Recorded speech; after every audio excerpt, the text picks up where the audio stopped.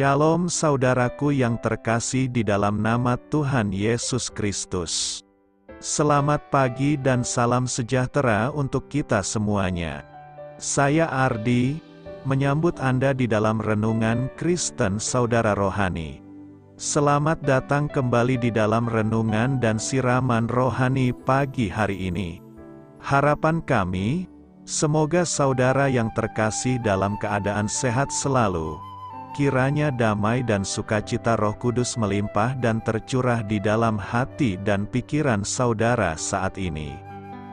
Sebelum kita mulai renungan kita pada pagi ini, marilah kita bersama-sama berdoa. Selamat pagi Allah Bapa di surga, Allah yang Maha Pengasih dan Maha Baik. Terima kasih untuk penjagaan-Mu semalaman sehingga kami bisa tidur dengan nyenyak.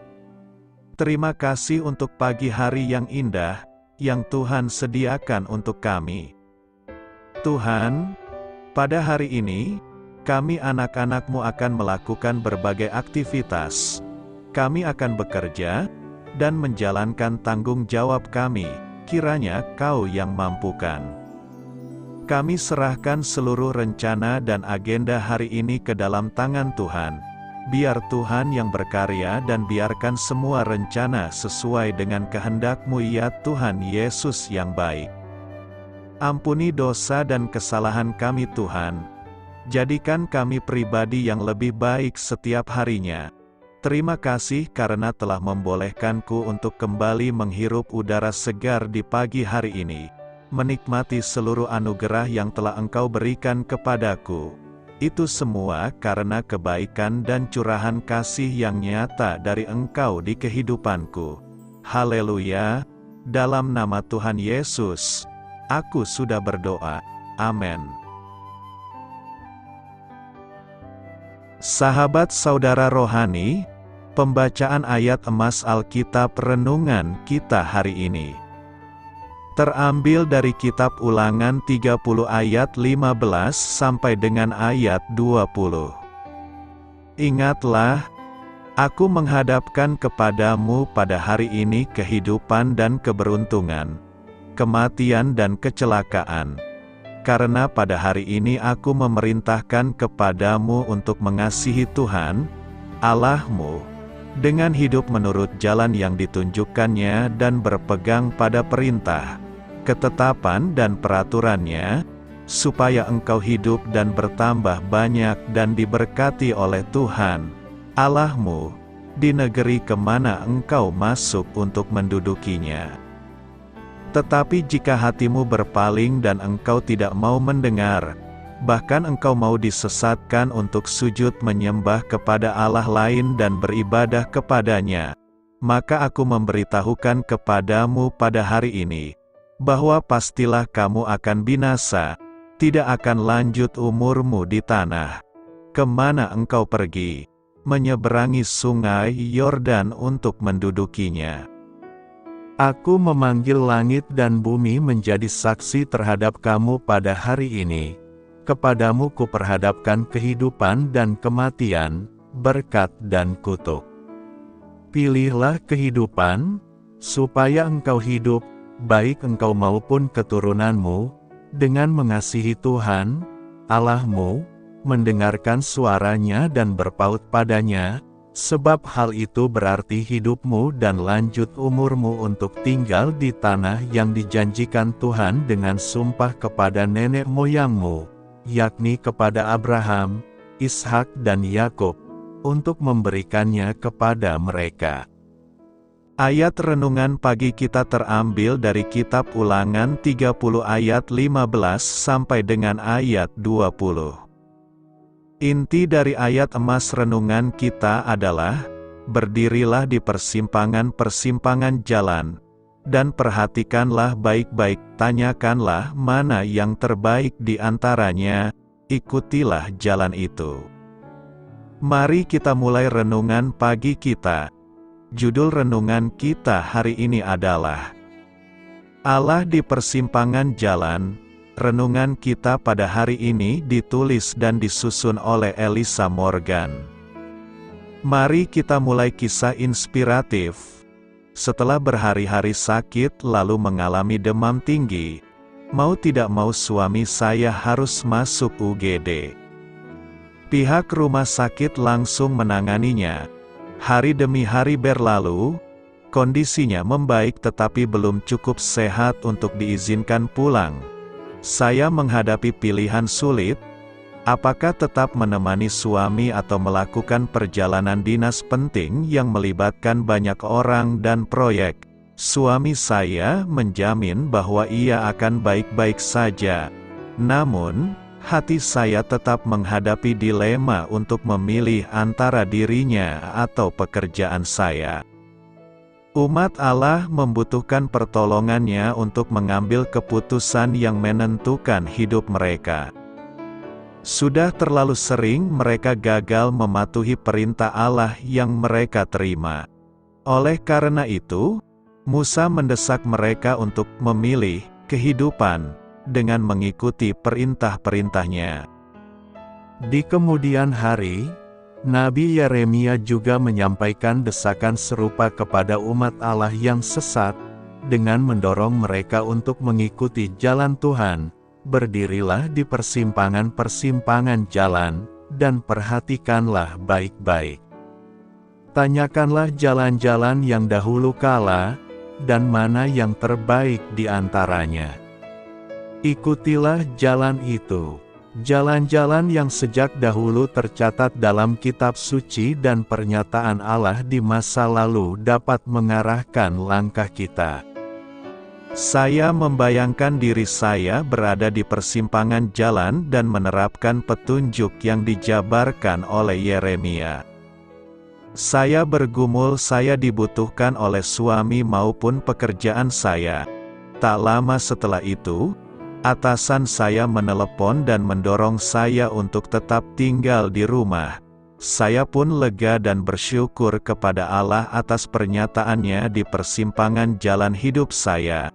Arah yang ditunjukkan Allah tidak selalu jelas bagi kita, tetapi Dia pasti menyatakannya. Saat kita berdiri di persimpangan jalan, jangan lupa untuk bertanya kepadanya. Marilah kita renungkan di dalam hati kita. Dalam hal apa Anda membutuhkan arahannya hari ini? Bagaimana Allah dapat menyatakan dirinya kepada Anda? Hal ini patut kamu ketahui.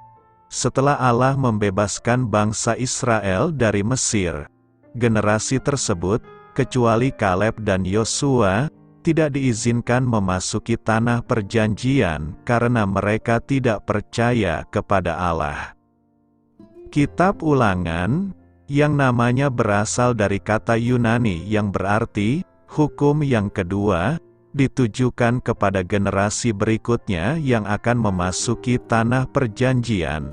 Dalam kitab ini, Musa mengajarkan mereka hukum-hukum Allah dan menekankan pentingnya untuk menaati kitab tersebut dengan sungguh-sungguh. Dalam pasal 30, Musa mendorong mereka membuat suatu perjanjian, atau komitmen yang mengikat, untuk sepenuhnya setia kepada Allah. Melalui perjanjian ini, generasi baru tersebut memperbarui kesetiaan mereka kepada Allah dan hukum-hukumnya. Di timur dekat kuno, upacara perjanjian biasanya mencakup ritual pemanggilan dewa-dewa sebagai saksi atas janji-janji yang dibuat. Karena Allah adalah satu-satunya Allah yang benar, maka dalam perjanjian ini, semua ciptaannya yang ada di langit dan di bumi dipanggil sebagai saksi. Jika Allah di pihak kita, siapa yang akan melawan? Roma 8 ayat 31 berkata, sebab itu apakah yang akan kita katakan tentang semuanya itu? Jika Allah di pihak kita, siapakah yang akan melawan kita? Allah di pihak kita menunjukkan bahwa Allah membela kita di hadapan para musuh kita. Allah bersama kita untuk memenangkan segala perkara kita. Kata-kata ini sangat berarti dan berharga bagi kita. Sebaliknya, Tidak ada kata-kata yang lebih menakutkan di alam semesta selain kata-kata Allah melawan kita. Jika murka yang sangat kuat melawan kita, pemusnahan akan merupakan bagian hidup kita. Itulah sebabnya orang-orang yang berusaha untuk meyakinkan kita bahwa pemusnahan itu setara dengan hukuman, bukan neraka, mereka itu sangat keliru. Pemusnahan di bawah murka Allah bukanlah hukuman, itu adalah pembebasan dan kelegaan. Tidak ada pemusnahan satupun bagi umat manusia. Kita hidup selamanya bersama-sama dengan Allah. Sekarang tidak ada penghukuman bagi mereka yang ada di dalam Kristus Yesus. Allah sepenuhnya di pihak kita, dan tidak pernah melawan kita. Jika Allah di pihak kita, siapakah lawan kita? Jawaban yang Paulus harapkan ketika ia menanyakan pertanyaan itu adalah, tidak seorang pun dapat melawan kita. Terhadap jawaban itu kita cenderung untuk mengatakan, benarkah? Apakah maksud hal itu? Ayat 35 mengatakan bahwa akan ada penindasan, kesesakan, penganiayaan, dan pedang. Ayat 36 mengatakan bahwa orang Kristen ada dalam bahaya maut sepanjang hari. Mereka dianggap sebagai domba-domba sembelihan. Paulus mengatakan hal itu. Maka apakah yang ia maksudkan? Siapakah yang dapat melawan kita? Maksud Paulus dalam nas ini bahwa tidak seorang pun yang dapat berhasil melawan kita. Iblis dan orang berdosa dapat membuat kita merasa muak, dapat mencuri mobil kita, dapat menabur benih perselisihan dalam pernikahan kita, dapat mengambil pekerjaan kita, dan merampas kita dari anak kita. Tetapi ayat 28 mengatakan, Allah bekerja dalam segala sesuatu untuk mendatangkan kebaikan bagi jika kita yang mengasihi Dia, dan jika segala sesuatu pada akhirnya bekerja untuk mendatangkan kebaikan bagi kita, rancangan-rancangan lawan digagalkan dan tujuan lawan untuk melawan kita diubah menjadi manfaat yang didapat melalui penderitaan yang meninggikan Kristus dan yang menguduskan jiwa serta memperdalam iman. Jika Allah ada di pihak kita, Ia tidak menghindarkan semua ini dari kita, tetapi Ia merancangkan kebaikan di mana lawan merancangkan kejahatan. Segala sesuatu yang melawan kita, Ia rancangkan bagi kebaikan kita. Tidak seorang pun yang dapat berhasil melawan kita. Dahsyat sekali dampak hal ini atas hidup kita. Kita sebaiknya tidak menjadi serupa dengan dunia jika segala sesuatunya ini demikian. Kebanyakan orang di dunia memilih gaya hidup mereka karena takut akan penyakit, pencurian, teror, kehilangan pekerjaan, dan lusinan hal lainnya. Tetapi bagi para pengikut Yesus, Tuhan berkata, semua itu dicari bangsa-bangsa yang tidak mengenal Allah. Tetapi carilah dahulu kerajaan Allah.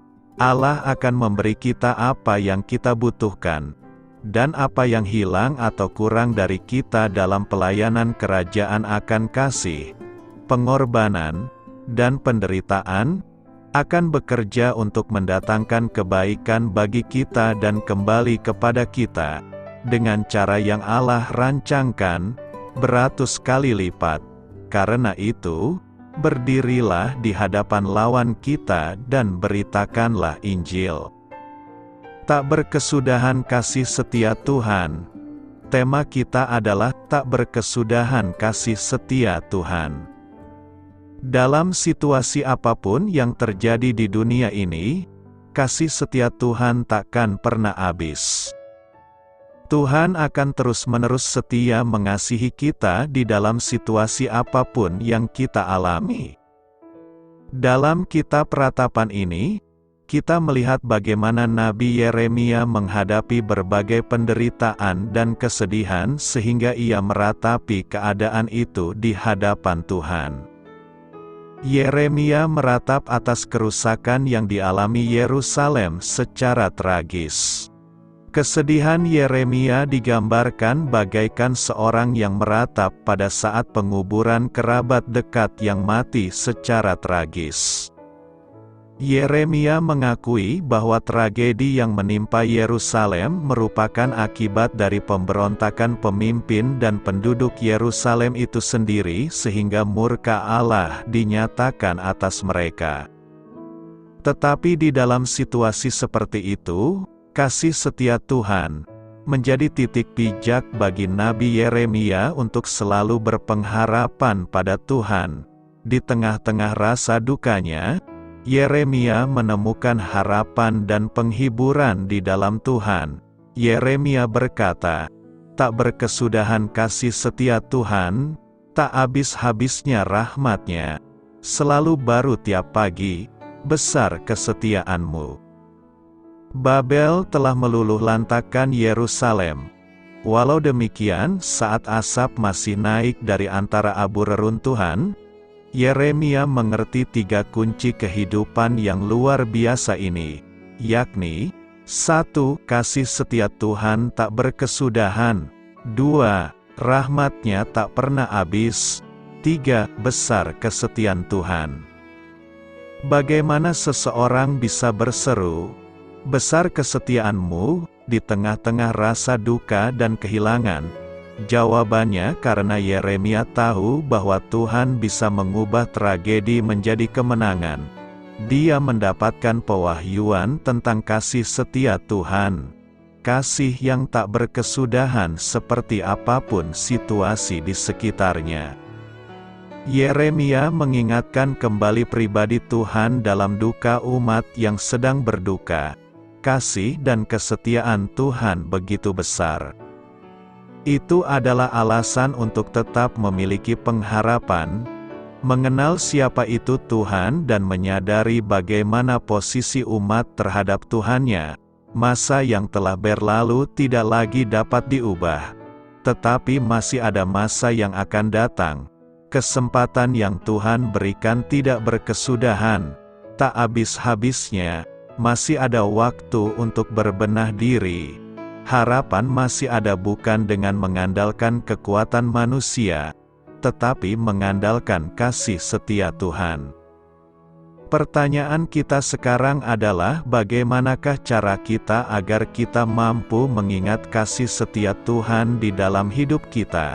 Ada beberapa cara yang mampu kita lakukan agar kita mengingat kasih setia Tuhan, yakni: pertama, ingat selalu akan kasih setia Tuhan. Ipuh dalam ayat 19 merupakan ramuan yang diformulasikan untuk membuat sebuah obat yang rasanya sangat pahit bagi orang sakit. Kehidupan manusia sering berada pada kondisi yang terkadang pahit dan mematikan.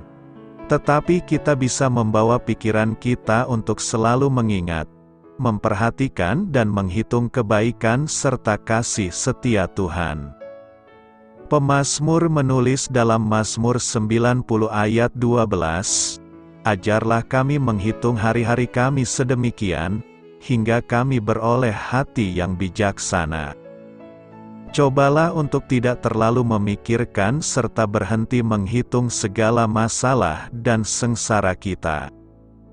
Serahkan segalanya kepada Tuhan, karena setiap sengsara kita telah Tuhan hitung dan air mata kita Dia taruh ke dalam kirbat-Nya. Bagian Allah adalah menghitung air mata dan kesusahan kita, sedangkan bagian kita adalah menghitung kasih setia, berkat-berkat dan kebaikan Tuhan. Tuhan tidak pernah lupa akan janji-Nya. Ia akan menepatinya tepat pada waktunya karena Ia tahu waktu yang tepat untuk membebaskan kita dari kesengsaraan kita. Kedua, jadikanlah Tuhan sebagai karta kesayangan. Tuhan adalah bagianku, kata jiwaku, oleh sebab itu aku berharap kepadanya. Terjemahan lain mengatakan, Tuhan adalah harta yang terbesar. Jadikan Tuhan sebagai harta kesayangan, bagian yang terpenting dan segala-galanya dalam hidup kita. Harta dan materi dunia ini adalah hal yang fana. Apa saja dapat membuat segala harta dan kekayaan kita hilang musnah. Daud dengan tepat memposisikan Tuhan atas dirinya. Ia berkata dalam Mazmur 73 ayat 25-26, "Siapa gerangan ada padaku di sorga selain Engkau? Selain Engkau tidak ada yang kuingini di bumi, sekalipun dagingku dan hatiku habis lenyap, gunung batuku dan bagianku tetaplah Allah selama-lamanya." Masalah boleh datang, tetapi masalah tidak akan membuat kita kehilangan segala-galanya, karena Tuhan yang ada di dalam hati kita adalah harta kesayangan dan bagian yang tidak akan pernah bisa diambil dari kita. Ketiga, berharaplah selalu kepada Allah. Tuhan adalah baik bagi orang yang berharap kepadanya, bagi jiwa yang mencari Dia. Percayalah kepada Tuhan setiap waktu dan curahkanlah isi hati kita di hadapan Tuhan, karena Allah adalah tempat perlindungan kita. Tuhan itu baik, berharaplah kepadanya karena di dalam Dia ada ketenangan. Seperti yang Mazmur 62 ayat 2-3, "Hanya dekat Allah saja aku tenang, daripadanyalah keselamatanku. Hanya Dialah gunung batuku dan keselamatanku, kota bentengku, aku tidak akan goyah." Tuhan senang kepada orang-orang yang takut akan Dia, kepada orang-orang yang berharap akan kasih setia-Nya. Perjanjian Tuhan tidak pernah luput atau batal terhadap anak-anak Tuhan yang berharap kepada Tuhan. Sebagai sesama anak Tuhan, kita perlu saling mendukung di dalam doa agar pengharapan kita tetap tertuju pada Tuhan. Keempat, nantikanlah Tuhan, adalah baik menanti dengan diam pertolongan Tuhan. Jangan bertindak dengan terburu-buru, seperti proses metamorfosis. Seekor ulat yang berubah menjadi kupu-kupu selalu mengalami proses menjadi kepompong dan membutuhkan beberapa waktu untuk tiba saatnya ia akan keluar menjadi seekor kupu-kupu. Jika kepompong yang berisi kupu-kupu itu disayat dan dipaksa keluar, ia memang tetap bisa terbang. Tetapi tidak berapa lama kemudian kupu-kupu itu akan mati karena prosesnya kurang sempurna dan kupu-kupu tersebut tidak pernah mengalami proses pergumulan untuk keluar dari kepompongnya sehingga ia tidak kuat untuk terbang. Jika kita sedang dalam pergumulan, berdoalah dan nantikanlah pertolongan Tuhan. Dengan kacamata iman, kita akan melihat bahwa pergumulan yang kita alami sebenarnya hanyalah berukuran kecil. Jika kita memakai kacamata firman Allah, kita akan dapat melihat bahwa Allah ada di pihak kita dan akan memberikan kita kemenangan atas setiap permasalahan hidup kita. Jangan memaksakan waktunya Tuhan. Jika kita bertindak sesuai dengan waktunya kita hanya akan menemui kekecewaan.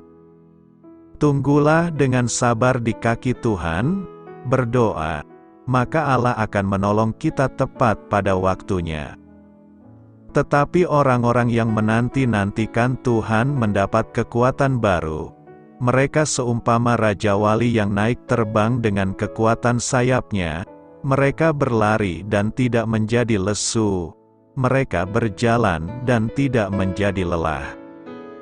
Bahasa asli kata menanti-nanti ini memiliki arti memintal, tali yang dibentuk dari beberapa serat tali. Hidup manusia penuh dengan keterbatasan, tapi apabila kita memintalkan diri kita, menyatu atau manunggal dengan Dia yang tak terbatas, maka di sanalah letak kekuatan kita. Dunia ini syarat dengan problem. Banyak orang sudah merasa lelah dalam menjalani hidup ini. Tetapi apabila kita melekat atau menempel, menyatu dengan Dia, maka tidak ada yang dapat membuat kita lelah. Karena di dalam Tuhan selalu ada kekuatan baru. Teruslah memintal hingga menghasilkan karya yang luar biasa dari Tuhan. Kuasanya akan nyata dalam hidup kita. Di dalam menanti-nantikan Tuhan, kiranya ada pujian yang keluar dari mulut kita. Karena di dalam pujian ada kemenangan yang luar biasa. Secara manusia, mungkin kita tidak dapat memuji Tuhan ketika kita mengalami kelemahan. Tetapi kita dapat memerintah jiwa kita seperti yang pemazmur katakan dalam Mazmur 103 ayat 2. Pujilah Tuhan hai jiwaku. Ada beberapa contoh di dalam Alkitab yang menyatakan bahwa pujian kepada Allah sanggup untuk mengalahkan permasalahan. Tembok kota Yerikho pun roboh ketika umat Israel bersorak dan memuji Tuhan. Berkatalah Yosua kepada bangsa itu, "Bersoraklah, sebab Tuhan telah menyerahkan kota ini kepadamu." Lalu bersoraklah bangsa itu, sedang sangkakala ditiup. Segera sesudah bangsa itu mendengar bunyi sangkakala, bersoraklah mereka dengan sorak yang nyaring. Maka runtuhlah tembok itu, lalu mereka memanjat masuk ke dalam kota, masing-masing langsung ke depan, dan merebut kota itu. Paulus dan Silas bebas dari belenggu ketika mereka memuji Tuhan sekalipun mereka dalam penjara. Tetapi kira-kira tengah malam Paulus dan Silas berdoa dan menyanyikan puji-pujian kepada Allah dan orang-orang hukuman lain mendengarkan mereka. Akan tetapi terjadilah gempa bumi yang hebat, sehingga sendi-sendi penjara itu goyah. Dan seketika itu juga terbukalah semua pintu dan terlepaslah belenggu mereka semua. Renungkan, apa yang hendak kita renungkan dalam minggu ke-16 setelah Trinitatis ini? Pertama, ingat Tuhan dalam penderitaan kita. Kehidupan di dunia memang tidak dapat dilepaskan dari penderitaan, permasalahan hidup, kesengsaraan, kekecewaan, dan berbagai macam beban dalam hidup. Tetapi menjadi perenungan penting dalam hidup kita adalah, pada saat kita mengalami penderitaan, permasalahan hidup, kesengsaraan, kekecewaan, dan berbagai beban kehidupan, apakah yang dapat kita lihat? Kebanyakan orang hanya akan melihat penderitaan, permasalahan hidup, kesengsaraan, kekecewaan, dan berbagai macam beban kehidupan. Kesemuanya itu menjadi penghalang untuk melihat Tuhan dengan kekuasaan dan kuasa yang dimilikinya. Oleh karenanya kebanyakan orang hanya akan mengeluh, berkelut dalam penderitaan, mungkin juga akan protes atau bahkan meninggalkan Tuhan di dalam hidupnya. Tetapi ingatlah firman Tuhan hari ini yang menyatakan, "Ingatlah akan sengsaraku dan pengembaraanku, akan ipuh dan racun itu. Jiwaku selalu teringat akan hal itu dan tertekan dalam diriku." Secara jelas firman Tuhan di atas menyatakan bahwa penderitaan, permasalahan hidup, kesengsaraan, kekecewaan, dan berbagai macam beban kehidupan menjadikan seseorang dapat tertekan, stres, dan mungkin juga mengalami depresi berat. Tetapi berbagai keluhan, ungkapan ketertekanan, dan bahkan penderitaan kita, bukanlah menjadi bagian kehidupan kita sendirian. Kita mempunyai Allah yang dapat menjadi tempat kita mengeluh. Kita mempunyai Allah yang memahami penderitaan, dan beban hidup kita seperti ipuh dan racun. Dan kita pun mempunyai Tuhan yang mengerti tentang kefanaan hidup kita seperti seseorang yang mengembara di dunia ini. Permasalahan dan beban hidup kita bukanlah penderitaan kita sendiri, tetapi kita dapat berbagi dan menyampaikannya kepada Allah kita yang hidup.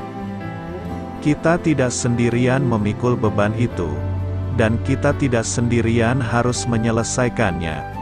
Kita mempunyai Tuhan yang dapat kita percayai dan dapat kita imani untuk memberikan kekuatan, jalan keluar, dan kepastian pengharapan. Datanglah kita dengan segala permasalahan hidup kita, karena Allah kita tidak pernah membiarkan kita hidup sendirian dalam penderitaan dan beban kehidupan kita. Kedua, ingat selalu akan kasih setia Tuhan. Seperti firman Tuhan yang menyatakan bahwa kehidupan kita seperti seorang pengembara, maka kita pun harus menyadari bahwa tidak ada sesuatu keadaan yang berlangsung terus-menerus. Apabila kita mengalami penderitaan, permasalahan, dan berbagai beban kehidupan, maka hal itu bersifat sementara dan pasti akan berganti dengan kebaikan yang Tuhan siapkan. Oleh karenanya, dalam penderitaan, permasalahan, dan berbagai beban kehidupan, maka kita masih bisa berharap dan beriman kepadanya. Sebagaimana firman Tuhan, tetapi hal-hal inilah yang kuperhatikan, oleh sebab itu aku akan berharap. Dan ingatlah bahwa ketika kita mengalami penderitaan, permasalahan dan beban kehidupan, bukan berarti kita kehilangan kasih setia Allah. Bukan berarti Allah membenci dan tidak mengasihi hidup kita, tetapi kasih setia Allah tidak pernah berkesudahan, baik pada saat kita menderita, pada saat kita mengalami bahagia, bahkan saat kita berdosa dan meninggalkan Dia. Kasih setianya tetap tersedia untuk kita, manusia yang dikasihinya, sebagaimana firman Tuhan bahwa tak berkesudahan kasih setia Tuhan, tak habis-habisnya rahmat-Nya. Pertolongan, kasih setia, dan anugerah Tuhan bukan barang basi, yang telah lewat waktu atau terlambat di dalam hidup kita. Tetapi pertolongan, kasih setia dan anugerah-Nya selalu baru dan selalu ada disediakannya untuk kita karena besar kesetiaan-Nya bagi kita. Dia tetap setia sekalipun kita tidak setia kepadanya, sebagaimana firman Tuhan yang menyatakan, selalu baru tiap pagi, besar kesetiaan-Mu. Ketiga, klaim janji Tuhan. Banyak orang yang tidak dapat menerima bagian janji Tuhan, karena hidupnya yang setengah-setengah, ragu-ragu, dan tidak berpijak penuh kepadanya. Firman Tuhan yang menyatakan, Tuhan adalah bagianku, kata jiwaku. Oleh sebab itu aku berharap kepadanya, merupakan klaim, kepercayaan dan keyakinan kita akan kepastian janji Tuhan. Tuhan tidak sekedar menjanjikan perkara-perkara nubuatan yang akan terjadi dalam zaman kekekalan hidup kita, tetapi Dia juga menjanjikan dan memastikan pengharapan dalam kehidupan kita di dunia ini. Dan janji firman Tuhan merupakan bagian yang Tuhan sediakan untuk hidup kita. Oleh karenanya, kita perlu mengklaim, meyakini, dan merengkuhnya sebagai bagian kehidupan kita dengan sepenuh hati, dengan keyakinan iman, dan dengan kepercayaan yang penuh di dalam Kristus Yesus Tuhan kita. Jangan pernah melepaskan atau menukar janji-janji Tuhan dengan perkara-perkara memikat yang ditawarkan oleh dunia ini. Apabila kita mengklaim, meyakini, dan merengkuhnya sebagai bagian kehidupan kita dengan sepenuh hati, dengan keyakinan iman, dan dengan kepercayaan yang penuh di dalam Kristus Yesus Tuhan kita, maka Dia tidak pernah mengecewakan kita sehingga kita dapat menyatakan bahwa Tuhan adalah baik bagi orang yang berharap kepadanya, bagi jiwa yang mencari Dia.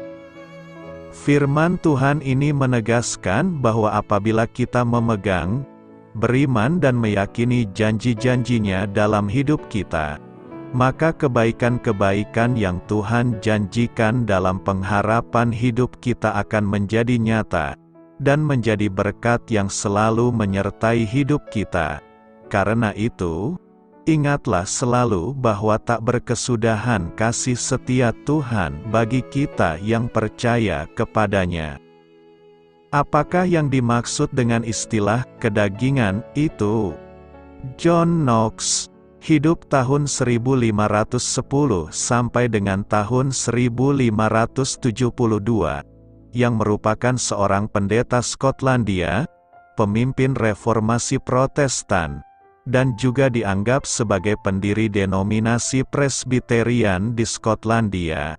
Knox dikagumi oleh para teolog kontemporer lainnya sebagai pribadi yang melambangkan antusiasme atau hasrat yang besar terhadap Allah, komitmen terhadap kebenaran Alkitab dan hidup yang kudus.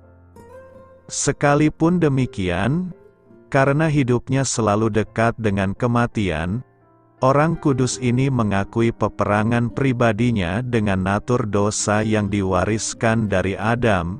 Knox mengatakan, "Saya tahu betapa beratnya peperangan antara kedagingan dan roh yang berada di bawah salib, penderitaan yang berat, saat tidak ada pembelaan dari dunia namun justru kematianlah yang tampak. Saya mengetahui keluhan kemarahan dan sungut-sungut kedagingan." Pernyataan Knox terdengar sangat mirip dengan perkataan Rasul Paulus, yang secara terbuka mengakui perjuangan pribadinya dalam melawan natur dosanya, sebab kita tahu bahwa hukum Taurat adalah rohani, tetapi aku bersifat daging, terjual di bawah kuasa dosa. Sebab apa yang aku perbuat, aku tidak tahu. Karena bukan apa yang aku kehendaki yang aku perbuat, tetapi apa yang aku benci, itulah yang aku perbuat. Jadi jika aku perbuat apa yang tidak aku kehendaki, aku menyetujui bahwa hukum Taurat itu baik. Kalau demikian bukan aku lagi yang memperbuatnya, tetapi dosa yang ada di dalam aku. Sebab aku tahu bahwa di dalam aku, yaitu di dalam aku sebagai manusia, tidak ada sesuatu yang baik. Sebab kehendak memang ada di dalam aku, tetapi bukan hal berbuat apa yang baik. Sebab bukan apa yang aku kehendaki, yaitu yang baik, yang aku perbuat, melainkan apa yang tidak aku kehendaki, yaitu yang jahat, yang aku perbuat. Jadi jika aku berbuat apa yang tidak aku kehendaki, maka bukan lagi aku yang memperbuatnya, tetapi dosa yang diam di dalam aku. Demikianlah aku dapati hukum ini, jika aku menghendaki berbuat apa yang baik, yang jahat itu ada padaku. Sebab di dalam batinku aku suka akan hukum Allah, tetapi di dalam anggota-anggota tubuhku aku melihat hukum lain yang berjuang melawan hukum akal budiku dan membuat aku menjadi tawanan hukum dosa yang ada di dalam anggota-anggota tubuhku. Aku, manusia celaka, siapakah yang akan melepaskan aku dari tubuh maut ini? Di dalam suratnya, Paulus menyatakan kepada jemaat di Roma bahwa ada sesuatu di dalam anggota-anggota tubuhnya yang dia sebut sebagai kedagingannya, yang menimbulkan kesukaran di dalam hidup kekristenannya dan menjadikannya sebagai tawanan dosa. Martin Luther, dalam kata pengantarnya untuk kitab Roma, menguraikan penggunaan frasa kedagingan oleh Paulus dengan mengatakan, Saudara pastilah belum memahami kedagingan, karena menganggap seolah-olah hanya tubuh jasmani yang terhubung dengan kecemaran atau ketidakkudusan. Namun Paulus menerapkan kedagingan dari manusia seutuhnya, baik tubuh, jiwa, akal dan termasuk semua bakat dan kemampuan yang dimilikinya. Karena segala sesuatu yang ada di dalam manusia merindukan dan menuntut agar kedagingannya dipenuhi. Uraian Luther di atas menunjukkan bahwa kedagingan, setara dengan perasaan kasih sayang dan hasrat yang bertentangan dengan Allah, tidak hanya di bidang aktivitas seksual, namun dalam setiap bidang dalam kehidupan. Untuk mendapatkan pemahaman yang kuat mengenai istilah kedagingan ini, kita perlu memeriksa pemakaian istilah ini dan definisinya di dalam Alkitab, bagaimana kedagingan ini tampak, baik dalam kehidupan orang percaya maupun orang tidak percaya, termasuk mengenai konsekuensi yang dihasilkannya, dan bagaimana kedagingan ini pada akhirnya dapat diatasi. Definisi kedagingan dalam Perjanjian Baru, kata Yunani yang diterjemahkan menjadi kedagingan, adalah sarx, sebuah istilah yang sering dipakai dalam Alkitab untuk merujuk pada tubuh jasmani. Namun, A Greek English Lexicon of the New Testament and Other Early Christian Literature menjelaskan definisi kata ini sebagai berikut. Tubuh jasmani sebagai entitas yang aktif, khususnya dalam pemikiran Paulus. Seluruh bagian tubuh merupakan sebuah totalitas yang dikenal sebagai kedagingan, yang dikuasai sedemikian rupa oleh dosa sehingga dimanapun kedagingan berada, di situ jugalah hadir segala bentuk dosa, dan tidak ada hal baik yang bisa hidup di dalamnya. Alkitab menjelaskan bahwa manusia tidak dimulai dengan kondisi seperti ini. Kitab Kejadian mengatakan bahwa manusia pada awalnya diciptakan baik dan sempurna. Berfirmanlah Allah, "Baiklah kita menjadikan manusia menurut gambar dan rupa kita." Maka Allah menciptakan manusia itu menurut gambarnya. Menurut gambar Allah diciptakannya dia. Laki-laki dan perempuan diciptakannya mereka. Karena Allah itu sempurna, dan karena pada dasarnya suatu ciptaan mencerminkan karakter penciptanya, baik Adam dan Hawa diciptakan baik adanya dan tanpa dosa. Allah yang benar-benar baik hanya akan menciptakan hal-hal yang baik, seperti yang dikatakan Yesus. Tidak mungkin pohon yang baik itu menghasilkan buah yang tidak baik. Namun, ketika Adam dan Hawa berdosa, natur mereka pun rusak. Natur tersebut pun diteruskan kepada keturunan mereka. Setelah Adam hidup 130 tahun, ia memperanakkan seorang laki-laki menurut rupa dan gambarnya, lalu memberi nama Set kepadanya. Fakta mengenai natur dosa dinyatakan di banyak bagian dalam Alkitab. Misalnya seperti pernyataan Daud berikut ini, "Sesungguhnya, dalam kesalahan aku diperanakkan, dalam dosa aku dikandung ibuku." Daud tidak bermaksud untuk mengatakan bahwa dia adalah hasil perzinahan, tetapi bahwa orang tuanya telah menurunkan natur dosa itu kepadanya. Dalam ilmu teologi, hal ini terkadang disebut sebagai pandangan tradusianisme, berasal dari istilah Latin yang berarti, dari sebuah cabang. Pandangan ini menyatakan, karena jiwa seseorang berasal dari orang tuanya, dan dalam prosesnya, maka si anak akan mewarisi natur kejatuhan mereka. Pandangan Alkitab mengenai natur manusia berbeda dengan filsafat Yunani.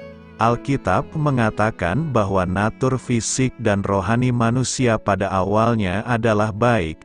Sebaliknya, Filsuf seperti Plato melihat adanya dualisme atau dikotomi dalam manusia. Pemikiran semacam ini pada akhirnya menghasilkan sebuah teori yang menyatakan bahwa tubuh, jasmani atau fisik, itu jahat, namun roh seseorang itu baik. Pengajaran ini mempengaruhi banyak aliran, misalnya seperti aliran Gnostik, yang meyakini bahwa dunia fisik ini diciptakan oleh Allah yang jahat, yang disebut sebagai demiurge. Kaum Gnostik menentang doktrin inkarnasi Kristus karena mereka meyakini bahwa Allah tidak akan pernah mengambil wujud jasmani atau fisik, mengingat tubuh jasmani adalah jahat.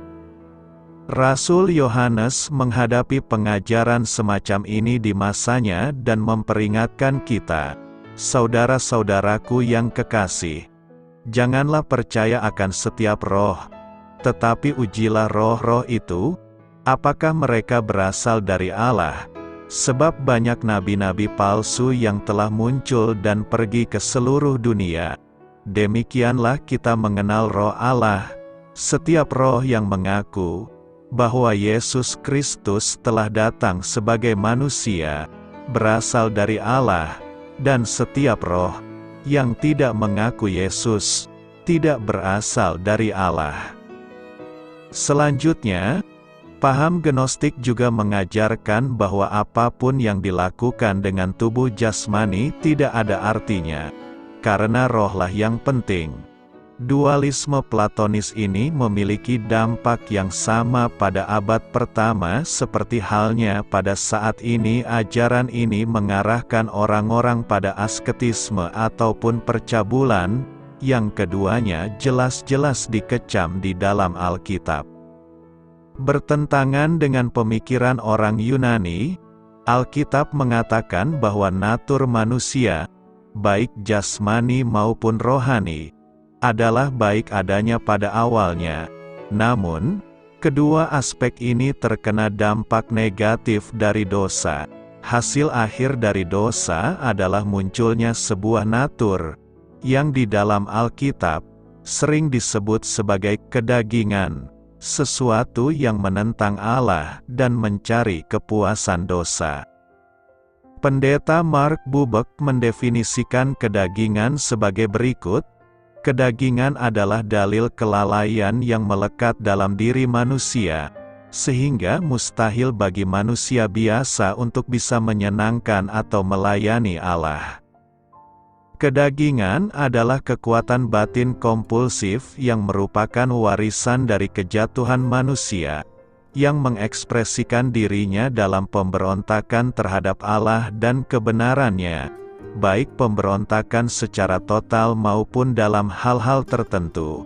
Kedagingan tidak bisa dipulihkan atau diperbaiki.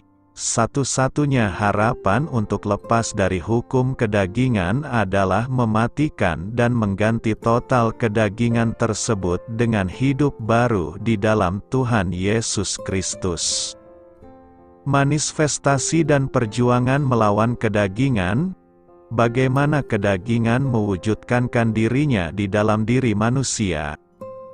Alkitab menjawab pertanyaan ini sebagai berikut: perbuatan daging telah nyata, yaitu percabulan, kecemaran, hawa nafsu, penyembahan berhala, sihir, perseteruan, perselisihan, iri hati, amarah, kepentingan diri sendiri, percideraan, roh pemecah, kedengkian, kemabukan, pesta pora dan sebagainya. Terhadap semuanya itu kuperingatkan kamu seperti yang telah kubuat dahulu, bahwa barang siapa melakukan hal-hal yang demikian, ia tidak akan mendapat bagian dalam kerajaan Allah. Dampak dari kedagingan di dunia ini sangatlah jelas. Tinjaulah beberapa fakta memprihatinkan yang diambil dari survei terbaru terkait dengan dampak pornografi di Amerika.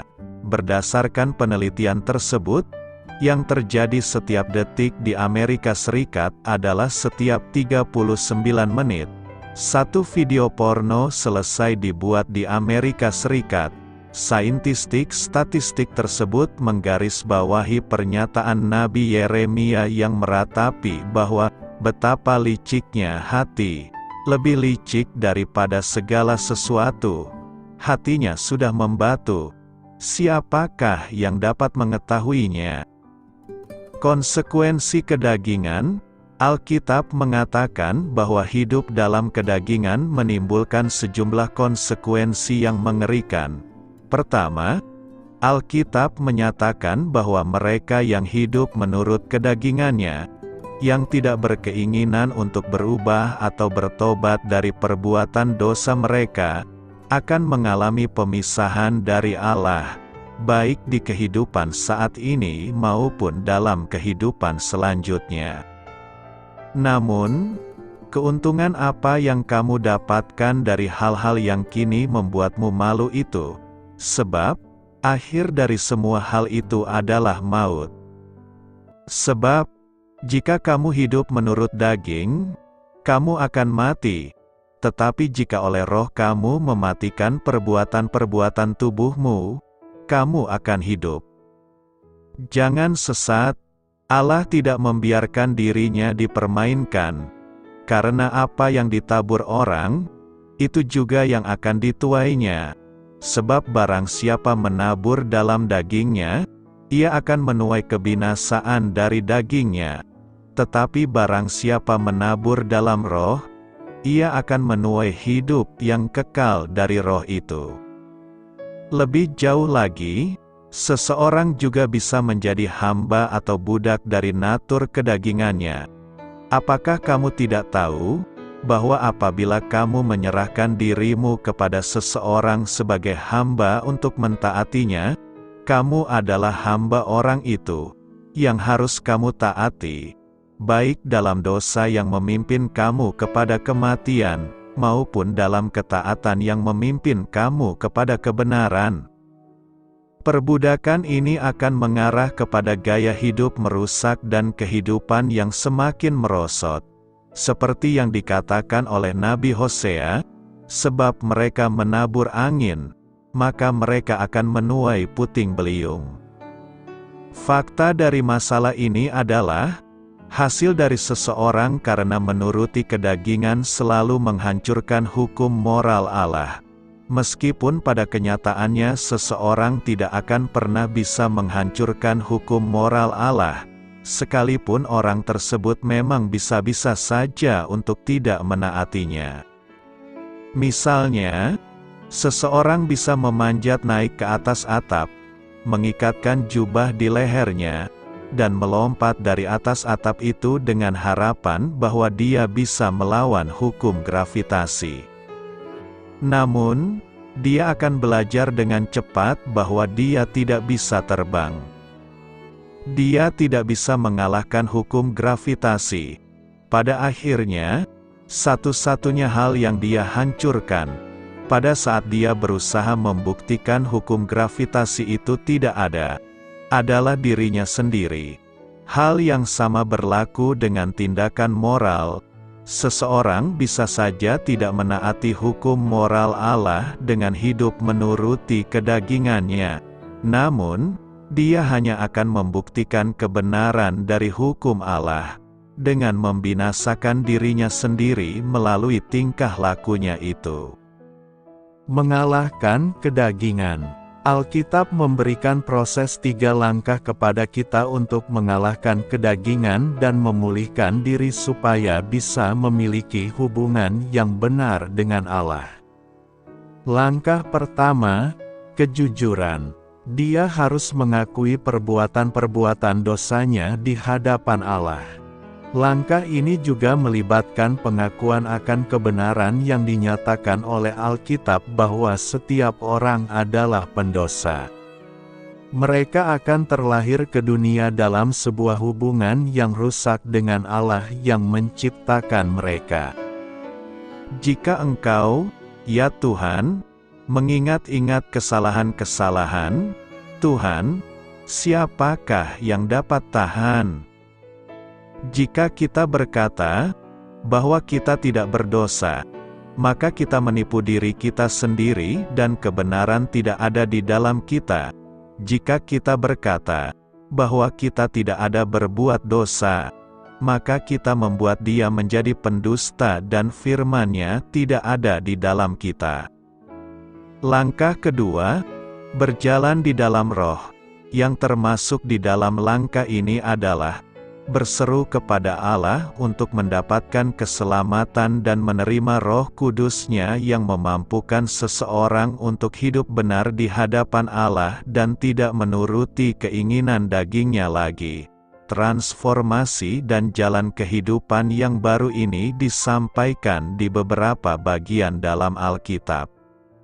Aku telah disalibkan dengan Kristus, namun aku hidup, tetapi bukan lagi aku sendiri yang hidup, melainkan Kristus yang hidup di dalam aku. Dan hidupku yang kuhidupi sekarang di dalam daging, adalah hidup oleh iman dalam Anak Allah yang telah mengasihi aku dan menyerahkan diri-Nya untuk aku. Demikianlah hendaknya kamu memandangnya, bahwa kamu telah mati bagi dosa, tetapi kamu hidup bagi Allah dalam Kristus Yesus. Maksudku ialah, hiduplah oleh Roh, maka kamu tidak akan menuruti keinginan daging. Karena kamu semua, yang dibaptis dalam Kristus, telah mengenakan Kristus. Tetapi kenakanlah Tuhan Yesus Kristus sebagai perlengkapan senjata terang dan janganlah merawat tubuhmu untuk memuaskan keinginannya. Dan janganlah kamu mabuk oleh anggur, karena anggur menimbulkan hawa nafsu, tetapi hendaklah kamu penuh dengan Roh. Dalam hatiku aku menyimpan janjimu, supaya aku jangan berdosa terhadap engkau. Langkah terakhir, mematikan daging. Jika kedagingan dibiarkan menderita kelaparan akan hasrat dan keinginannya, pada akhirnya kedagingan ini akan mati. Meskipun seseorang telah mengalami kelahiran baru melalui Roh Allah, dia harus memahami kalau dia tetap masih memiliki natur lama, dengan segala hasrat yang ada, yang akan berperang melawan naturni yang baru, dengan segala hasrat yang berasal dari Roh Kudus. Dari sudut pandang praktis, orang Kristen harus dengan sengaja menjauhi natur kedagingan yang lama.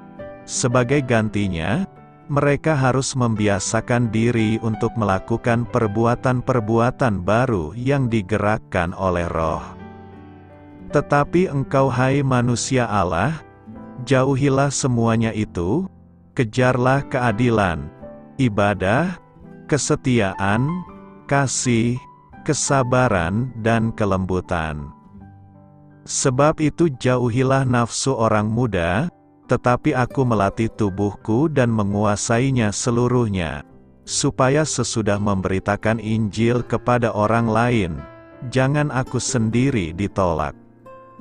Karena itu matikanlah dalam dirimu segala sesuatu yang duniawi, yaitu percabulan, kenajisan, hawa nafsu, nafsu jahat dan juga keserakahan, yang sama dengan penyembahan berhala. Barang siapa menjadi milik Kristus Yesus, ia telah menyalibkan daging dengan segala hawa nafsu dan keinginannya. Karena kita tahu, bahwa manusia lama kita telah turut disalibkan, supaya tubuh dosa kita hilang kuasanya, agar jangan kita menghambakan diri lagi kepada dosa. Tetapi kamu bukan demikian, kamu telah belajar mengenal Kristus. Karena kamu telah mendengar tentang Dia dan menerima pengajaran di dalam Dia menurut kebenaran yang nyata dalam Yesus, yaitu bahwa kamu, berhubung dengan kehidupan kamu yang dahulu, harus menanggalkan manusia lama, yang menemui kebinasaannya oleh nafsunya yang menyesatkan, supaya kamu dibaharui di dalam roh dan pikiranmu, dan mengenakan manusia baru, yang telah diciptakan menurut kehendak Allah di dalam kebenaran dan kekudusan yang sesungguhnya. Susanna Wesley, ibu dari pengkhotbah besar dan penulis himne John and Charles Wesley, menjelaskan soal dosa dan kedagingan sebagai berikut. Apapun yang melemahkan akal budimu, merusak kelembutan hati nuranimu, menghalangimu untuk merasakan hadirat Allah, atau merenggut kesukaanmu atas hal-hal rohani.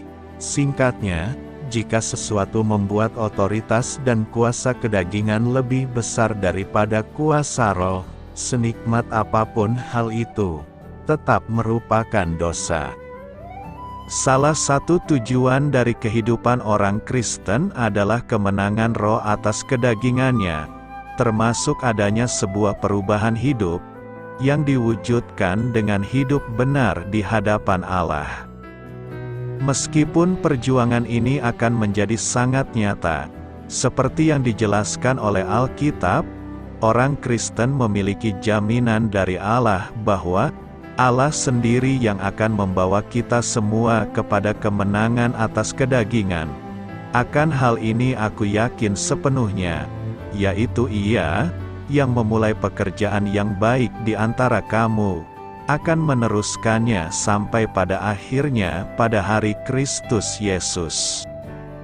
Pilihlah kehidupan, Ulangan 30 ayat 19 berkata, Aku memanggil langit dan bumi menjadi saksi terhadap kamu pada hari ini.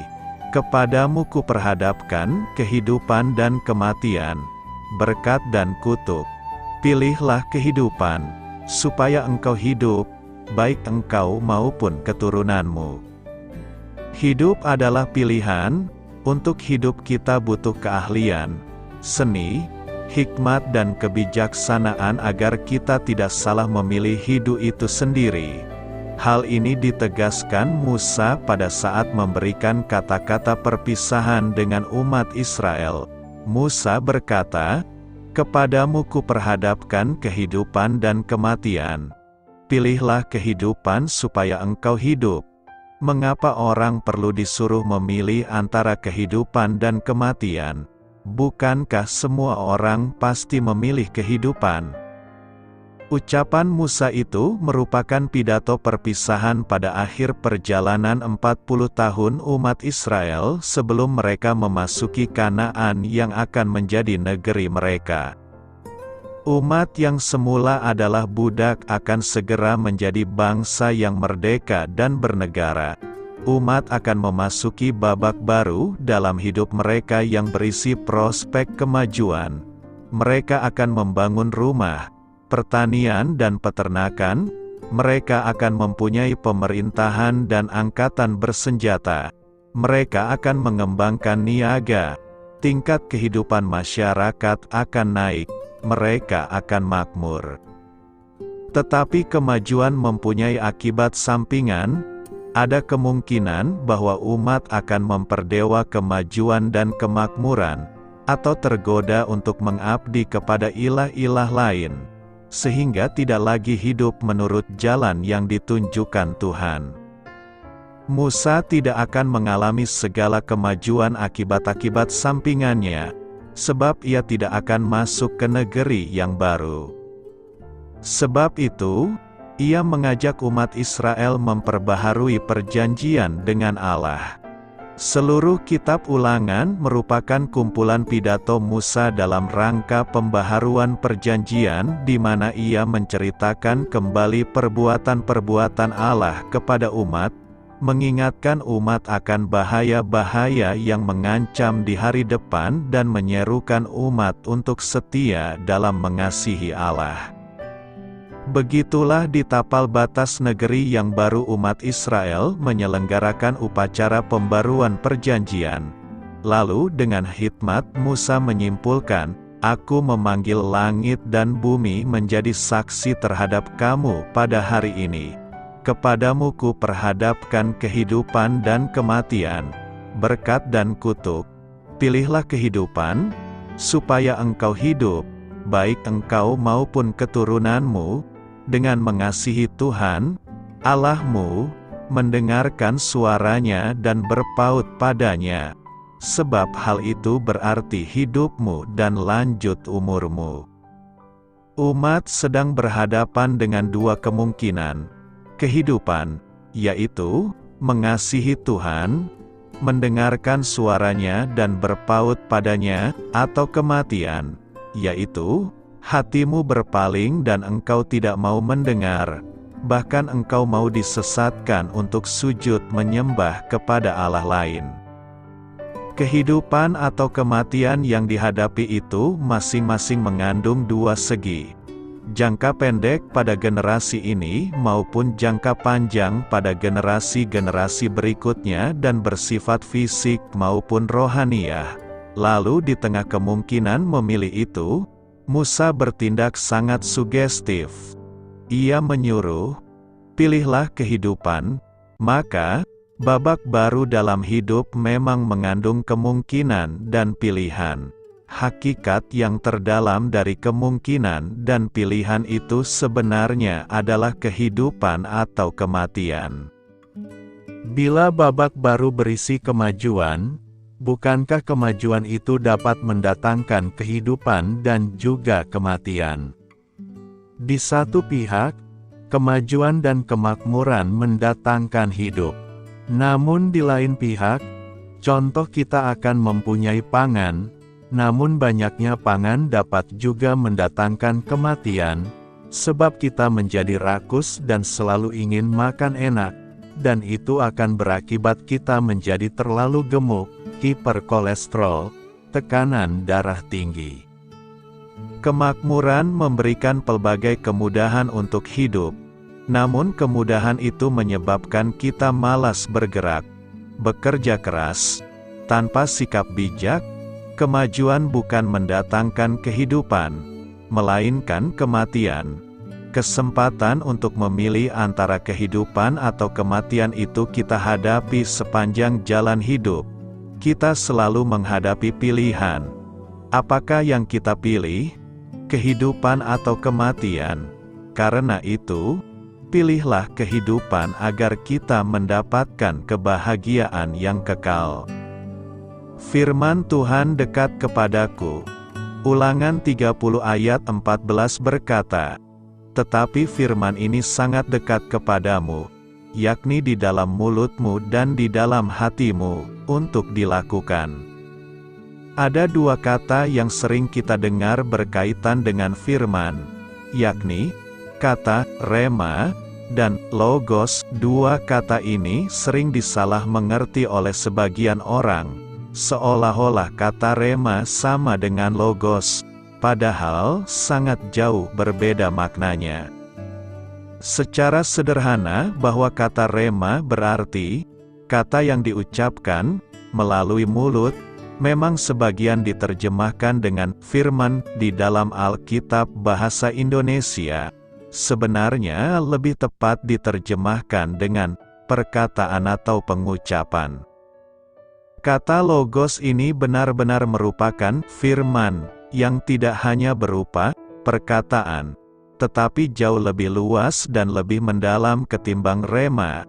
Tapi, ada beberapa kalangan Kristen, terutama kalangan harismatik yang mengartikan rema adalah semacam bisikan Roh Kudus yang dianggap lebih tinggi daripada logos. Ini sebenarnya tidak tepat. Agar lebih memahami makna kata Yunani rema, bisa kita dengarkan penjelasan berikut. Tetapi Yesus menjawab, ada tertulis, manusia hidup bukan dari roti saja, tetapi dari setiap firman yang keluar dari mulut Allah. Berbahagialah kamu, jika karena aku kamu dicela dan dianiaya dan kepadamu difitnahkan segala yang jahat. Tetapi aku berkata kepadamu, setiap kata sia-sia yang diucapkan orang harus dipertanggungjawabkannya pada hari penghakiman. Dengan membaca ayat-ayat di atas, kita pasti tahu bahwa rema seyogianya diterjemahkan dengan perkataan, dan bukan firman, agar tidak terjadi tumpang tindih makna firman.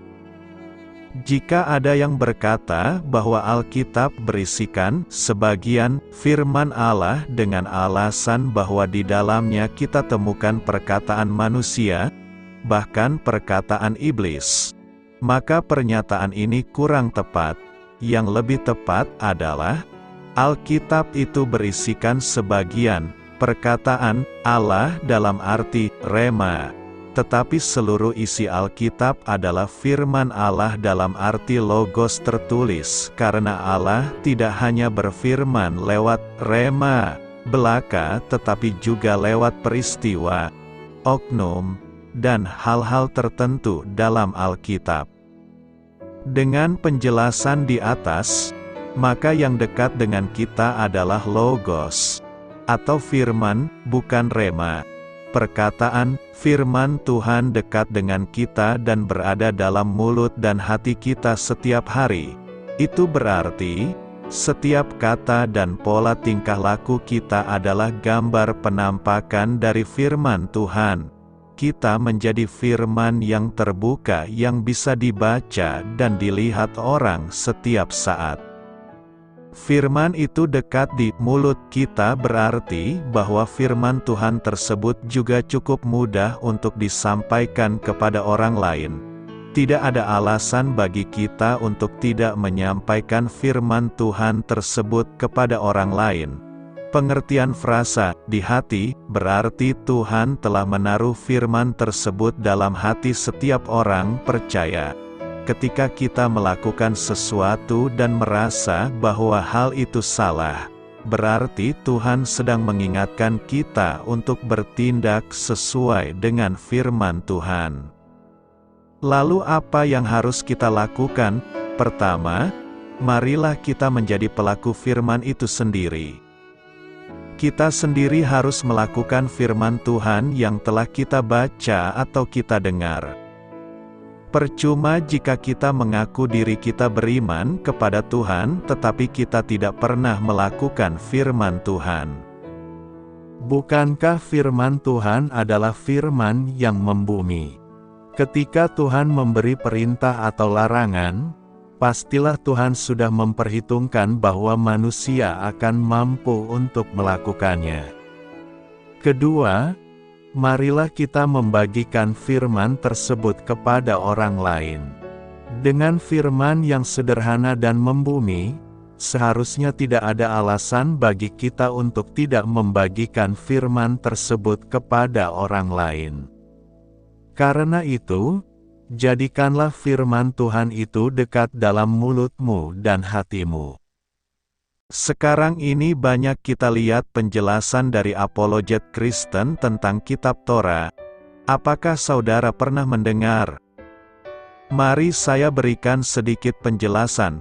Kitab Torah Musa disebut Pentateuch, atau kelima kitab Musa, yaitu Kejadian, Keluaran, Imamat, Bilangan, Ulangan. Kitab Torah Musa adalah kitab perjanjian yang merupakan ringkasan pembicaraan Musa dengan Tuhan di atas Gunung Horeb, atau Sinai. Apa yang diperoleh Musa dalam pembicaraan itu disampaikan kepada bangsa Israel. Ada di kitab Keluaran 24 ayat 13, kemudian dituliskan, Keluaran 24 ayat 4, dan dengan demikian menjadi naskah berupa kitab perjanjian, Keluaran 24 ayat 7-8. Kitab Torah ini diberikan Tuhan kepada umat Israel melalui perantaraan Musa, supaya umat Israel mengaku segala hukum berasal dari Yahweh satu-satunya Allah. Dan penampakan Allah di Gunung Horeb adalah peristiwa paling menentukan dalam sejarah mereka sebagai umat Tuhan.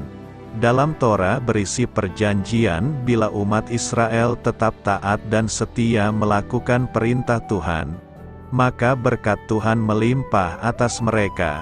Tetapi bila hidup mereka melanggar perintah Tuhan, maka mereka akan mengalami kutukan, terbuang seperti bangsa-bangsa lain. Kembali Musa mengulangi Taurat Tuhan kepada umat Israel melalui kitab Ulangan, atau Deuteronomis. Musa mengingatkan kembali umat Israel akan Torah, hukum Tuhan, mengajarkan umat Israel harus mengasihi Tuhan dengan segenap hati mereka, mengingat bahwa Tuhan telah demikian menaruh kasih-Nya atas mereka. Bagaimana Tuhan mengasihi Israel, karena Dia bertindak setia terhadap perjanjiannya kepada nenek moyang mereka. Perikop Ulangan 8 ayat 7-18 adalah pidato Musa di dataran Moab, di tepi sungai Yordan dekat Yeriko. Mengingatkan kembali umat Israel sebelum mereka masuk ke tanah Kanaan, jangan melupakan kasih setia Tuhan. Bagaimana Tuhan menyertai mereka selama 40 tahun di padang gurun, memberi mereka makanan ajaib, minuman serta pakaian, dan tetap di dalam perlindungan Tuhan. Meskipun mereka mengalami banyak penderitaan, tetapi Tuhan selalu memperhatikan dan mencukupkan kebutuhan mereka. Itu semua terjadi dengan sepengetahuan Tuhan untuk mengajar mereka supaya bergantung sepenuhnya kepada perintah-perintah Tuhan. Setelan sampai di Palestina, mereka tetap mengingat dan tidak melupakan kebaikan-Nya. Ketika mereka mengingat dan tidak melupakan kebaikan Tuhan, maka semakin kuat terjalin hubungan umat Israel dengan Tuhan yang mendatangkan kesejahteraan dan kebahagiaan bagi umat Israel. Penjelasan Nats, ayat 7-10. Musa mengatakan Tuhan adalah sumber berkat, sumber kebaikan, sumber kesejahteraan, sumber kebahagiaan dan kehidupan bagi umat Israel. Ayat 7 mengatakan, sebab Tuhan, Allahmu, membawa engkau masuk ke dalam negeri yang baik, suatu negeri dengan sungai, mata air dan danau, yang keluar dari lembah-lembah dan gunung-gunung. Setelah mereka menderita di padang gurun selama 40 tahun, tempat umat Israel belajar melihat keberadaan mereka sama sekali hanya tergantung kepada Tuhan Allah. Kekerasan hidup di padang gurun membuat hampir tidak mungkin melupakan Tuhan, yang memelihara, memberi makan mana, bahwa manusia bukan hidup dari roti saja, yang juga diakui Kristus dalam pencobaan di padang gurun, melainkan dari segala yang diucapkan Tuhan. Negeri yang baik kontras dengan padang gurun yang gersang, supaya dengan kelimpahan itu mereka semakin memuji Tuhan.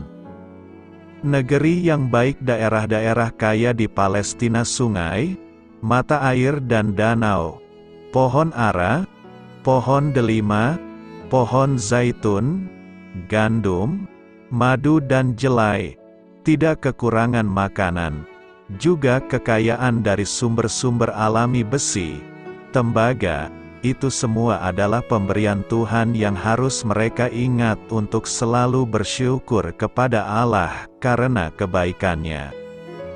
Ayat 11-18 Musa mengingatkan umat Israel supaya tetap setia melakukan perintah-perintah Tuhan setelah sampai ke tanah Kanaan, negeri yang dijanjikan Tuhan dengan sumpah kepada nenek moyang. Jangan sekali-sekali mereka melupakan Tuhan, pemberi kebaikan. Ada dua hal peristiwa yang dapat mengguncangkan iman. Yang pertama adalah kesusahan. Akibat kesusahan orang menjadi putus asa. Yang kedua, kemakmuran yang dapat membuat orang menjadi sombong dan melupakan Tuhan. Tuhan telah mengajarkan kepada umat Israel ketergantungan kepada Tuhan selama 40 tahun mereka di padang gurun. Hal-hal yang menakutkan dalam perjalanan di padang gurun. Ular-ular yang ganas yang mematikan, serta kalajengking, makanan ajaib dan air minum secara ajaib pula, gunung batu yang keras keluar air, Air yang keluar dari batu yang keras berbeda dengan peristiwa sekali di Horeb dan sekali lagi di Kadesi. Tetapi gunung batu yang menjadi lambang Allah sebagai sumber kekuatan. Dari negeri perjanjian diberi Allah kekuatan, kemakmuran, kesejahteraan melalui proses waktu, kecakapan dan pekerjaan yang diusahakan mereka. Renungkan firman Tuhan dari Ulangan 8 ayat 7-18 mengajak kita, supaya hiduplah dalam takut akan Tuhan, jangan melupakan kasih kebaikan Tuhan. Lakukanlah perintah-perintahnya yang membawa kita kepada kehidupan penuh bahagia dan kekal.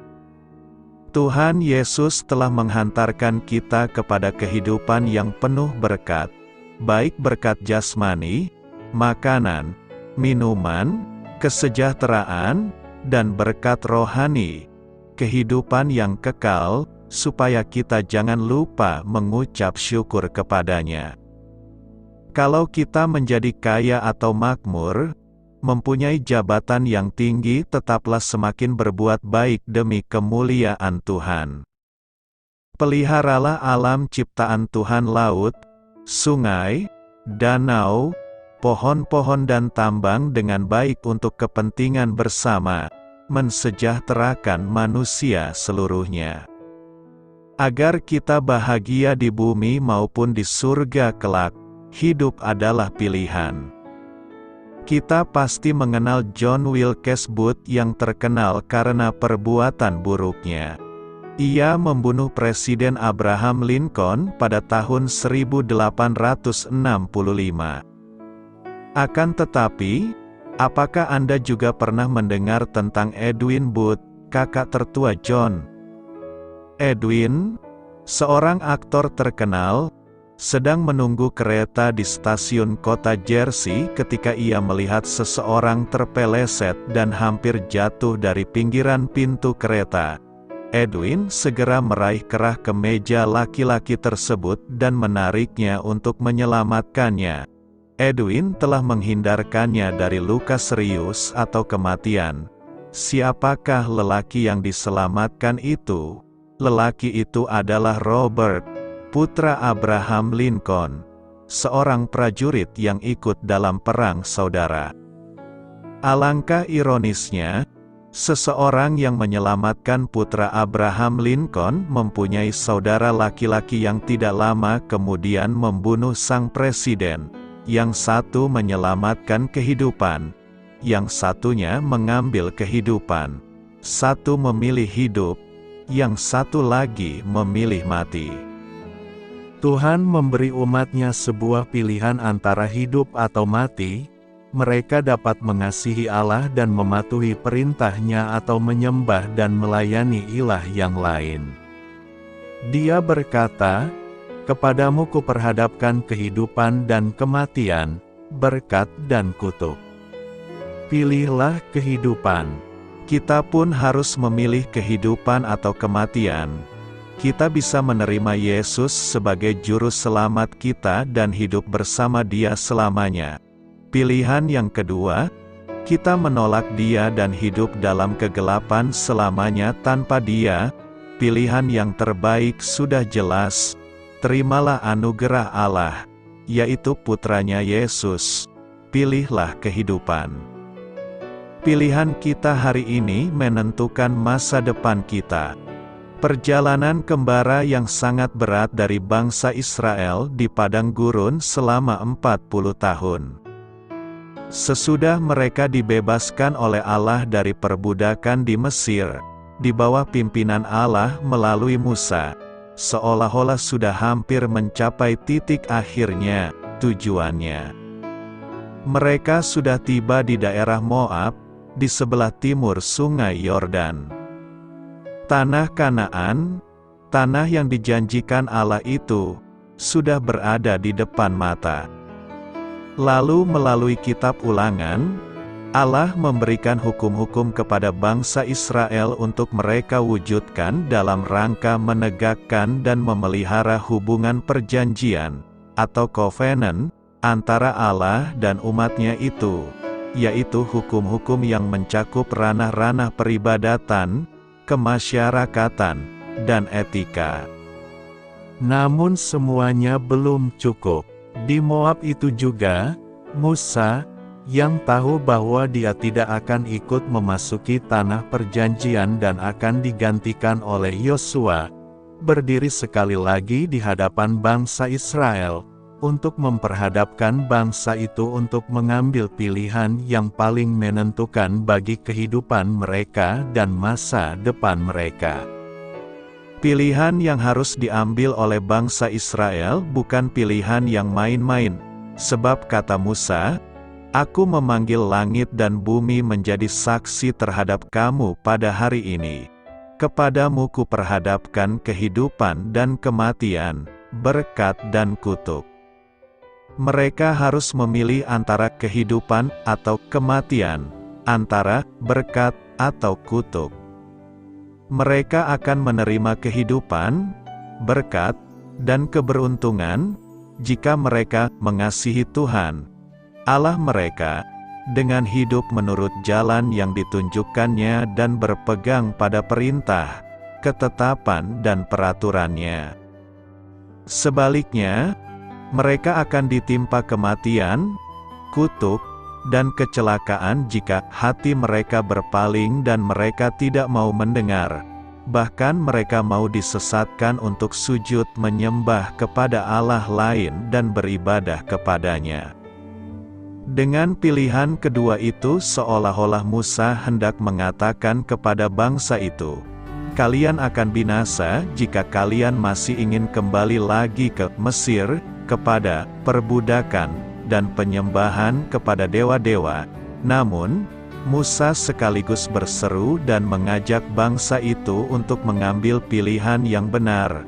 "Pilihlah kehidupan, supaya engkau hidup, baik engkau maupun keturunanmu, dengan mengasihi Tuhan, Allahmu, mendengarkan suaranya dan berpaut padanya." Sekarang ini masih ada orang-orang beriman, anggota-anggota umat Allah yang baru, atau Israel yang baru, yang merasa sudah memasuki tanah Kanaan, tanah perjanjian itu, sebagai sesuatu yang sudah tuntas. Mereka kira-kira berpikir begini, "Bukankah kalau aku sudah percaya kepada Kristus sebagai Tuhan dan Juru Selamatku, berarti aku sudah diselamatkan, lalu semuanya sudah beres-res?" Keyakinan ini tidak seluruhnya salah, sebab memang benar bahwa oleh anugerah Allah yang kita terima dengan iman kepada Kristus, kita sudah diselamatkan. Namun kebenaran ini belum lengkap seluruhnya. Mengapa? Karena keselamatan di dalam Kristus yang kita terima dalam perjalanan hidup kita di dunia ini bersisi dua. Sudah dan belum, kita memang sudah diselamatkan. Namun selama kita masih menjadi musafir dalam kehidupan kita di dunia ini, keselamatan itu belum kita terima dan alami dalam wujud yang lengkap dan sempurna. Kelengkapan dan kesempurnaan dari keselamatan itu masih kita nantikan. Itu berarti, kita bagaikan bangsa Israel di Moab itu, bahwa tanah perjanjian itu sebenarnya sudah berada di tangan, namun belum diterima dalam arti sepenuh-penuhnya. Karena itu, tantangan untuk melakukan pilihan antara kehidupan dan kematian itu juga berlaku bagi kita. Secara terus-menerus, bukankah kita yang sudah beriman masih dapat tergoda dan gampang terjatuh pada pilihan untuk meninggalkan Kristus yang kita imani itu, entah dalam situasi apapun dan dengan alasan apapun dan dengan cara apapun? Selama kita masih dalam kembara kehidupan ini, setiap kali kita ditantang oleh Tuhan sendiri untuk membarui dan menyegarkan komitmen kita dalam percaya kepada Kristus dan menaati kehendak-Nya dalam kehidupan kita.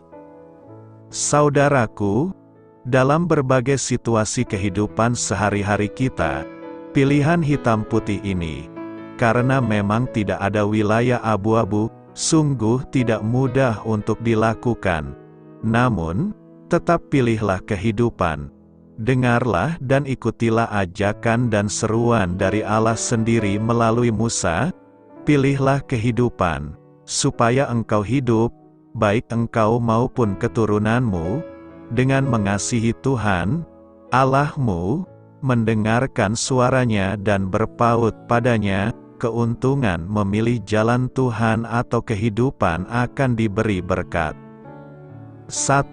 Pengkhotbah 6 ayat 3 berkata, jika orang memperoleh 100 anak dan hidup lama sampai mencapai umur panjang, tetapi ia tidak puas dengan kesenangan, bahkan tidak mendapat penguburan, kataku, anak gugur lebih baik daripada orang ini.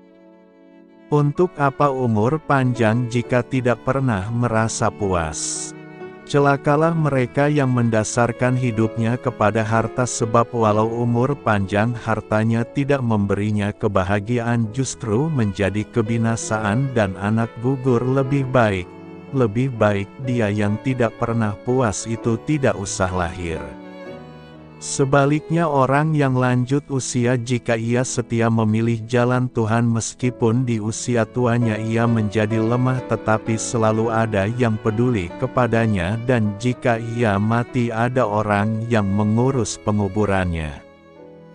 2. Mazmur 37 ayat 25 menuliskan, dahulu aku muda, sekarang telah menjadi tua, tetapi tidak pernah kulihat orang benar ditinggalkan, atau anak cucunya meminta-minta roti. Daud melihat kehidupan panjang umur, sampai masa tua orang yang benar hidupnya tidak pernah ditinggalkan. Dia tidak kesepian, tidak ketakutan, atau dia akan tetap dalam situasi pesta sebab orang-orang akan duduk di sekitarnya. Apa alasan mereka tidak ditinggalkan?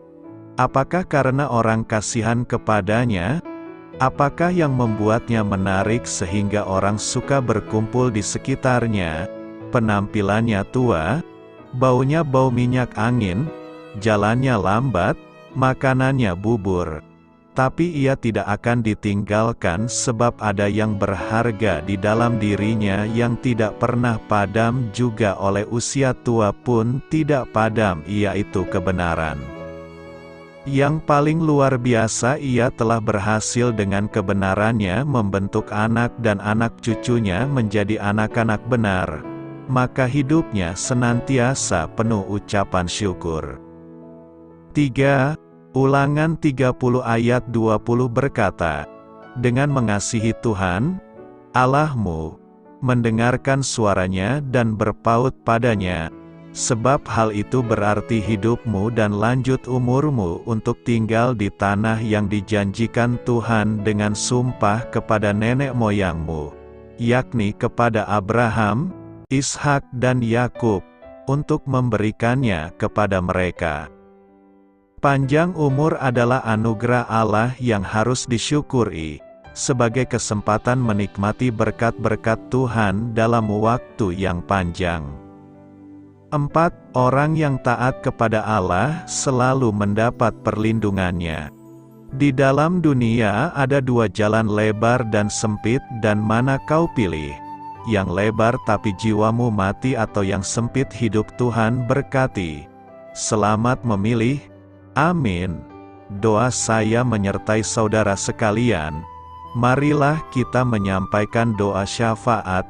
Ya Allah, saat aku bimbang dan berdiri di persimpangan jalan kehidupan, tolonglah aku untuk menantikan pernyataan-Mu. Amin. Sampaikan harapan dan permintaan saudara kepada Tuhan. Mari kita lanjutkan ke sesi berikutnya renungan hari ini.